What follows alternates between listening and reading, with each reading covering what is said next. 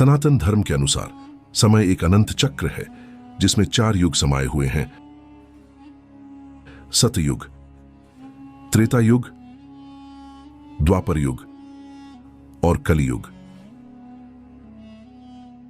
हर युग में जब धर्म कमजोर पड़ता है और अधर्म अपना सिर उठाता है, तब भगवान विष्णु पृथ्वी पर अवतार लेकर धर्म की रक्षा करते हैं और अधर्म का नाश करते हैं। सतयुग सत्य और पवित्रता का युग था, जहां मानवता अपने श्रेष्ठ रूप में थी। इसी युग में भगवान विष्णु ने अपने पहले 4 अवतार धारण किए: मत्स्य, कूर्म, वराह और नरसिंह। मत्स्य अवतार के रूप में उन्होंने प्रलय के जल से वेदों की रक्षा की।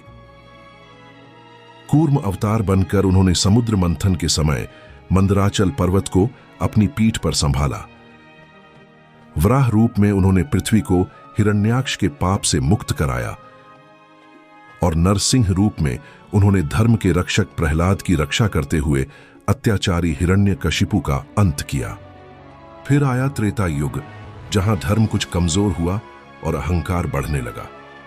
तब भगवान विष्णु ने वामन रूप धारण कर राजा बलि का अहंकार तोड़ा और मर्यादा पुरुषोत्तम श्री राम के रूप में अवतरित होकर पृथ्वी पर न्याय, मर्यादा और सत्य का मार्ग दिखाया। द्वापर युग में भगवान विष्णु श्री कृष्ण के रूप में प्रकट हुए, जो प्रेम, ज्ञान और कर्म के प्रतीक बने। उन्होंने कुरुक्षेत्र के युद्ध भूमि में अर्जुन को गीता का अमृत ज्ञान दिया और समस्त मानवता को यह संदेश दिया कि धर्म के मार्ग पर चलना ही जीवन का सच्चा कर्तव्य है। और फिर आरंभ हुआ कलयुग, अंधकार, मोह और माया का युग। यह वह समय है जब सत्य कमजोर पड़ता जा रहा है और अधर्म अपना विस्तार कर रहा है। इसी युग में भगवान विष्णु अपने अंतिम अवतार कल के रूप में अवतरित होने की प्रतीक्षा कर रहे हैं। जब अधर्म अपनी सीमा पार कर जाएगा, तब कल की भगवान श्वेत अश्व पर आरूढ़ होकर प्रकट होंगे और पृथ्वी पर पुनः धर्म की स्थापना करेंगे। युग बदलते रहते हैं, लेकिन सत्य और असत्य का यह संघर्ष अनंत है। भगवान विष्णु हर युग में अवतरित होते रहेंगे, जब तक सत्य, प्रेम और धर्म की ज्योति इस सृष्टि में जलती रहेगी। अब हम जानेंगे कि इन 4 युगों की उत्पत्ति कैसे हुई और उनके भीतर छिपा वह रहस्य क्या है जिसने पूरे ब्रह्मांड के संतुलन को निर्धारित किया। जब सृष्टि की रचना का आरंभ हुआ, तब ब्रह्मांड में केवल एक ही सत्य था, परमात्मा की चेतना। वही चेतना जब सृष्टि के विस्तार के लिए विभक्त हुई, तब समय, काल का जन्म हुआ और समय ने अपने प्रथम स्पंदन में ब्रह्मा, विष्णु और महेश, इन 3 शक्तियों को उत्पन्न किया। ब्रह्मा ने सृष्टि की रचना की, विष्णु ने उसका पालन किया और महेश, शिव ने संहार का नियम बनाया। परंतु सृष्टि का यह चक्र तभी पूर्ण हुआ जब समय 4 अवस्थाओं में बंट गया, जिन्हें हम कहते हैं सतयुग, त्रेता युग, द्वापर युग और कलियुग। सृष्टि के प्रारंभ में जब ब्रह्मांड नया था, तब सब कुछ संतुलित और पवित्र था। देवता, मानव, पशु, वृक्ष सब एक ही चेतना में जीते थे। इसी अवस्था को सतयुग कहा गया। यह वह समय था जब धर्म के 4 स्तंभ सत्य, तप, दया और शुद्धि पूर्ण रूप से स्थापित थे। कहा जाता है कि इस युग में मनुष्य स्वयं ध्यान द्वारा ईश्वर को अनुभव कर सकता था। सतयुग की रचना इसलिए हुई ताकि सृष्टि के नियमों को स्थिर किया जा सके, ताकि सृष्टि को एक आरंभिक संतुलन मिल सके।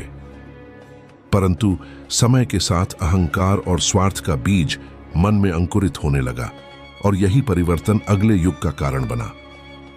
जब सत्य में हल्का सा भ्रम उत्पन्न हुआ, तब सतयुग का तेज कम हुआ और त्रेता युग का उदय हुआ। अब धर्म के 4 में से केवल 3 स्तंभ बचे, सत्य, दया और तप।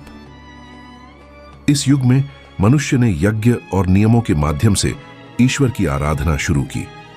त्रेता युग की रचना इसलिए हुई क्योंकि ब्रह्मांड को अब अनुशासन और मर्यादा की आवश्यकता थी। सतयुग में मनुष्य स्वाभाविक रूप से सत्यवान था। इस युग का रहस्य यह है कि जब ईश्वर देखता है कि मनुष्य स्वाभाविक रूप से धर्म नहीं निभा पा रहा, तब वह उसे नियमों और अनुशासन के मार्ग से नियंत्रित करता है। इसी युग में रामावतार हुआ, जिन्होंने मर्यादा पुरुषोत्तम बनकर संसार को सत्य, त्याग और कर्तव्य का अर्थ समझाया। त्रेता युग के अंत में जब मनुष्य के भीतर अहंकार और मोह बढ़ने लगे, तब सत्य का तीसरा स्तंभ भी डगमगाने लगा और इसी से जन्म हुआ द्वापर युग का, जहां धर्म आधा रह गया। यह युग द्वैत का युग था, जहां अच्छाई और बुराई एक साथ मौजूद थीं। इसी युग में ज्ञान का प्रकाश तो था, पर उसके साथ अज्ञान का अंधकार भी था। इस युग की रचना इसलिए हुई ताकि मानव को यह सिखाया जा सके कि जीवन एक युद्ध है और हर कर्म का परिणाम होता है। कृष्ण ने इस युग में आकर यही बताया कि कर्म ही सच्चा धर्म है। द्वापर युग का रहस्य यह है कि यहां ईश्वर हमें सीधा मार्ग नहीं दिखाते, बल्कि ज्ञान देकर चुनने की स्वतंत्रता देते हैं, ताकि हम अपने कर्मों से सीख सकें। जब द्वापर के अंत में अधर्म प्रबल हुआ, तब सत्य का केवल एक ही स्तंभ बचा, नाम और श्रद्धा। और तब शुरू हुआ कलयुग, अंधकार, माया और भ्रम का युग। यह युग इसलिए बनाया गया ताकि मानव अपनी आत्मा की सच्चाई को स्वयं पहचान सके। यह युग एक परीक्षा है, जहां हर व्यक्ति को अपने भीतर के ईश्वर को खोजने का अवसर दिया गया है। कलयुग का रहस्य यह है कि जब अधर्म चरम पर पहुंचता है, तभी नया सतयुग जन्म लेता है। इसलिए कहा गया, हर अंत में एक आरंभ छिपा है। भगवान विष्णु का आने वाला कल की अवतार इसी चक्र को फिर से आरंभ करेगा, जहां सत्य, शांति और धर्म की पुनः स्थापना होगी। चारों युग केवल समय का विभाजन नहीं, बल्कि मानव चेतना की चार अवस्थाएं हैं।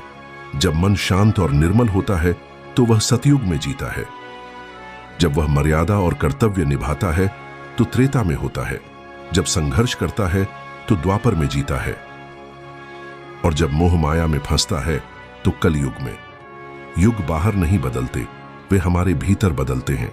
और जब हम अपने भीतर का अंधकार मिटाकर प्रकाश को अपनाते हैं, तभी सच्चा सतयुग पुनः जन्म लेता है।